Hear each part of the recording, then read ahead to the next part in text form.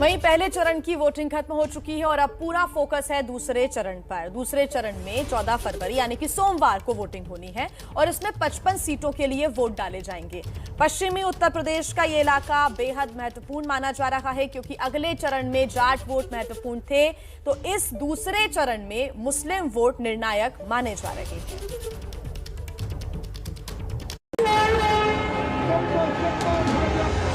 मोदी, नरेंद्र मोदी जिंदाबाद। भारत माता की, भारत माता की।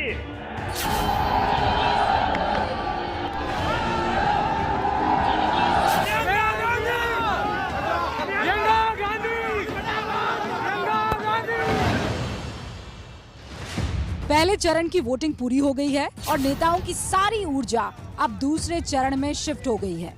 सबसे पहले ये देखिए कि दूसरे चरण में किन जिलों में और कितनी सीटों पर वोटिंग है। दूसरे चरण में विधानसभा की कुल 55 सीटों पर 14 फरवरी को मतदान होना है, जिसमें सहारनपुर, बिजनौर, मुरादाबाद, संभल, रामपुर, अमरोहा, बदायूं, बरेली और शाहजहांपुर की सीटें शामिल हैं। पिछली बार यानी 2017 की बात करें तो इन 55 सीटों में बीजेपी का पलड़ा भारी रहा था। पिछली बार इन 55 सीटों में से बीजेपी को 38 सीटें, समाजवादी पार्टी को 15 और कांग्रेस को 2 सीटें मिली थी, जबकि बीएसपी का खाता भी नहीं खुला था। लेकिन इस बार बीजेपी के लिए राहें इतनी आसान नहीं मानी जा रही हैं, क्योंकि ये पूरा इलाका मुस्लिम बहुल माना जाता है। बीजेपी को इसका तजुर्बा लोकसभा चुनावों में हो गया था। हम आपको याद दिला दें कि 2019 के लोकसभा चुनाव में बीजेपी का मुकाबला करने के लिए यूपी में महागठबंधन हुआ था, जिसमें समाजवादी पार्टी, बहुजन समाज पार्टी और इस इलाके में आरएलडी भी शामिल थी। इस पूरे इलाके में इन तीनों पार्टियों ने मिलकर चुनाव लड़ा था। लोकसभा चुनाव में इस इलाके की 11 सीटों में 7 सीटें समाजवादी पार्टी बीएसपी गठबंधन के हिस्से में आई थी। 4 सीटें सहारनपुर, नगीना, बिजनौर और अमरोहा पर बीएसपी जीती थी, जबकि समाजवादी पार्टी को 3 सीटें मुरादाबाद, संभल और रामपुर में जीत मिली थी। बीजेपी को बाकी की 4 सीटें मिली थी। यानी 2019 में इस इलाके में मुस्लिम, जाट और दलित मतदाताओं के गठजोड़ का फॉर्मूला कामयाब रहा था। इस पूरे इलाके में मुस्लिम वोटर प्रत्याशियों की जीत हार तय करने में बहुत बड़ी भूमिका निभाते हैं। कुछ सीटें तो ऐसी है जहां मुस्लिम वोटर 65% तक हैं। मुरादाबाद की 6 में से 5 सीटों पर 50 से 55% तक मुस्लिम मतदाता हैं। बिजनौर की 8 सीटों पर 40 से 50% मुस्लिम वोटर हैं। रामपुर की 5 सीटों पर 50% मुस्लिम वोट हैं। संभल में 4 सीटें हैं, यहाँ यादव और मुस्लिम वोट 60% से ज्यादा हैं।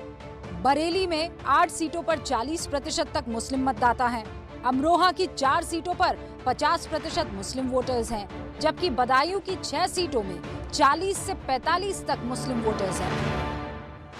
यही वजह है कि बीजेपी को छोड़कर बाकी सभी पार्टियों ने काफी मुस्लिम उम्मीदवारों को टिकट दिया है। बीजेपी गठबंधन की तरफ से अपना दल ने रामपुर से एक मुस्लिम प्रत्याशी को उम्मीदवार जरूर बनाया है, जबकि समाजवादी पार्टी के गठबंधन ने 20 मुस्लिम प्रत्याशी बनाए हैं। बीएसपी ने 23, जबकि कांग्रेस ने 20 मुस्लिम उम्मीदवारों को टिकट दिया है।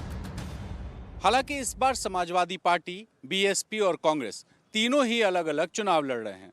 साथ ही एआईएमआईएम के असदुद्दीन ओवैसी भी चुनावी मैदान में हैं। ऐसे में राजनीतिक समीक्षक मान रहे हैं कि मुस्लिम वोटों का बिखराव होगा, जिसका सीधा फायदा भारतीय जनता पार्टी को मिल सकता है।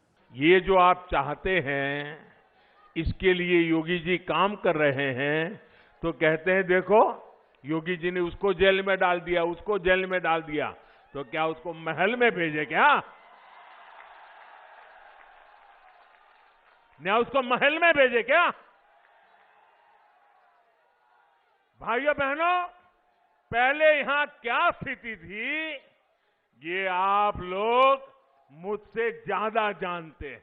बड़े बड़े माफिया और अपराधी जो पहले सत्ता के संरक्षण में रह करके उत्तर प्रदेश के व्यापारियों का, आम नागरिकों का जीना हराम करते थे, जो गुंडे और सौदे बेटियों की सुरक्षा के लिए खतरा बने हुए थे, आज मैं 5 साल के बाद कह सकता हूं ये अपराधी और माफिया आज उत्तर प्रदेश की धरती से या तो छोड़ करके जा चुके हैं या उत्तर प्रदेश सरकार के बुलडोजर ने उनको ठिकाना लगाने का काम भी कर दिया है।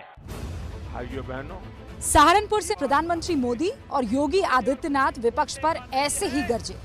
बीजेपी ने सीधे कानून व्यवस्था को मुद्दा बनाया हुआ है, लेकिन उससे पहले ही खबर आई कि गृह राज्य मंत्री अजय मिश्रा टेनी के लखीमपुर खीरी कांड के आरोपी बेटे आशीष मिश्रा को जमानत मिल गई। इलाहाबाद हाईकोर्ट की तरफ से उन्हें जमानत दी गई। अब विपक्ष इस पर हमलावर है। हमारे प्रधानमंत्री जी बहुत नेक हैं, सब कहते हैं बहुत अच्छे हैं, बहुत नेक हैं, तो उन्होंने इस्तीफा क्यों नहीं मांगा? इस्तीफा क्यों नहीं मांगा अपने मंत्री से? क्या देश के प्रति कोई नैतिक जिम्मेदारी नहीं थी उनकी? आज उस लड़के को जमानत मिली है, थोड़े ही दिनों में खुल के घूमेगा फिर से, जिसने आपको कुचल डाला।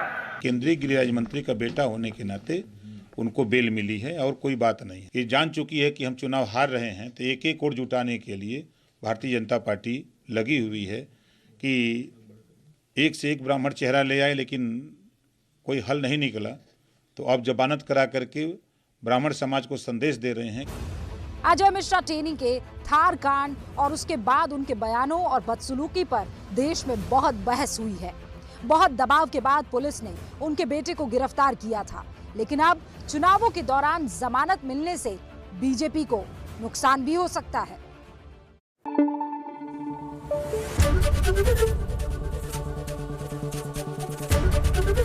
एबीपी न्यूज आपको रखे आगे।